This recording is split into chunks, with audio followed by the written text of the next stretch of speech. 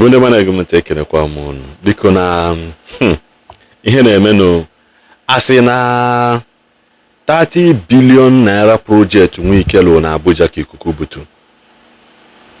Una fugo na this mandate anyị na-akwụ n'enu ya ndị be anyị ụfọdụ ndị be anyị ma ndị city boy ma ndị city girl movement na-akwụ n'enu ya na foundation esighị ike. If na a project of 30 billion ka ikuku ya ebutu onwe ya, then kwaziam ihe ya eme project nke mmiri ma. So iwe na-akwụ na mandate na sighị ike. Tupu anyị aga n'iru na-ekene no video ebe ndị mmadụ na worship picture Wike. Ebe ndị mmadụ na worship picture Wike, then anyị natazi ọzọ nkuzie ihe mere that project ji wee collapse. You got to go in this video. Now only Wike know wetin use hold these rivers people. Most of them just adore this man as a god. Even when he's not present, they are singing praises to his portrait. I doubt Fubara is going for second term, even as he has the camps to APC. I sincerely doubt if Wike will allow him to go for second term.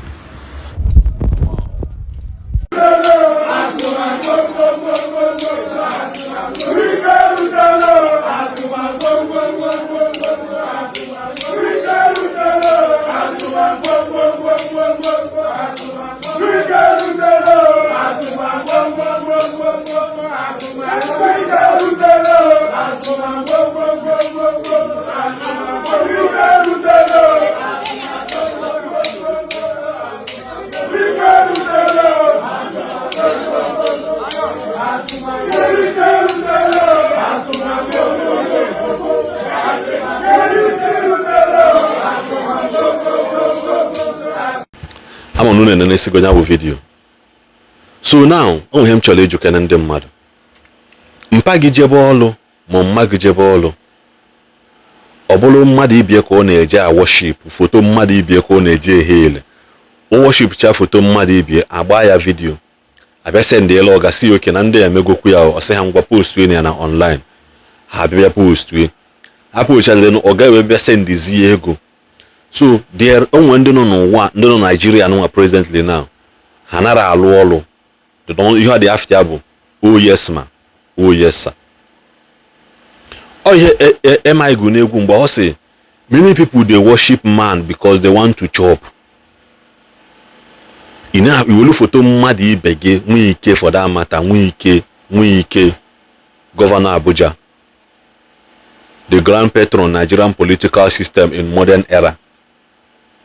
Una worship photo mmadụ ibe gị just because nature ile nne. Kita una na asụrụ na akwụ na mandate.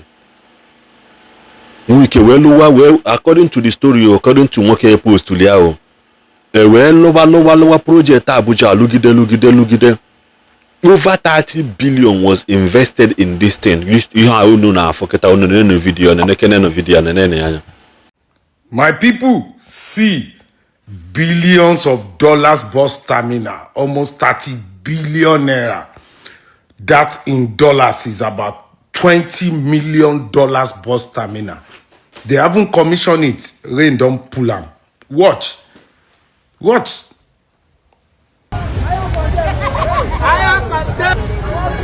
Everywhere is blocked. It's destroyed. If passengers were here traveling, imagine what would have happened to them. It blew it onto the highway on the way to Asoko.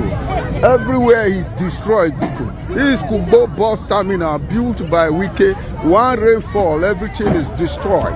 If it was going, or if passengers were in these premises, imagine what would have happened to them. So you know this is crazy, man. Billions of naira bus terminal. Boom. No transparency, no nothing. Even bidding. How many people bidded for this job? See, they haven't even commissioned this terminal. Wind don't carry and go. They see, and we cannot talk. See, one rain. They never commissioned them. One rain. Last month, I was there campaigning, shouting. Say, this thing now fake, now fake. Now no listen to me. See, one rain. You don't go. You are supporting law. Your money don't go. Okay? Thank you, Mam. If ihe akịta bụ project of 30 billion bụ ihe westili ihe akịta. Mandate ikuku na-ebu kezi ihe eme ma mmiri na egwuligwe ma because na abịa na asị ndị be anyị si wepụ aka enwe n'ofe tupu ọgọba aka mmadụ, ọ dị ka asị na anyị na-akpụ ndị be anyị n'ọnụ.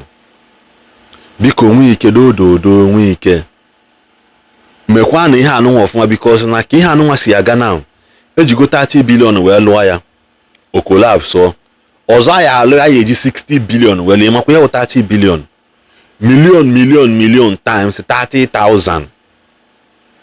That's inwegide million as a young man inwegide million so kpọọ ya na every year inwete 1 million, every year inwete 1 million, so it will take you 30,000 years to achieve 30 billion. It will take you 30,000 years in ụwa gị. So must I need 10 million every year. 10 billion every year. Can you be able to make up to 30 billion naira in your life to pay one? Obona chukwu anya ha ga aka.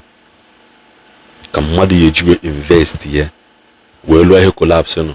Obona na China ka ihe amen. Number 1 a yejidegodo nwe ike. Jide nwe ike ibe ya isi. Je kpụta nwa ya bee ya isi, kpụta nwunye bee ya isi, then chọtazịa ọ bụrụ na onwe nwa ya bụ nwa n'afọ iyi egbu onye nke ahụ because na ha believe that na osha ha dị mpa n'ọbala then na the next generation n'ọbala that they will do the same thing. So anyị na-compare China in infrastructure, in development, ka anyị na-compare kwa ha ka anyị si treat ndị evil politicians. Imanje na-agwa ya na ndị ọcha na-agba fuel almost 4,000 naira per liter. Mana ịma nkwekwa gwa anyị na ndị ọcha na their common minimum wage ha is above us. Enwecha most of our people no Japan ha lụọ ọrụ 2 hours 3 hours they earn more money ha eji wee sustain onwe ha nne for some days.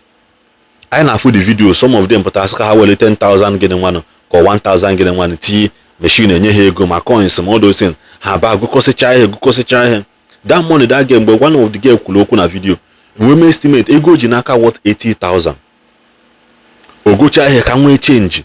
Kedu ihe 80,000 ya egote gị na Nigeria today sị ka ebe ahịa ka igote nni mmadụ a family of 5 ya elinwu ka o wee zuola ha. Anyị na-akọpi Japan.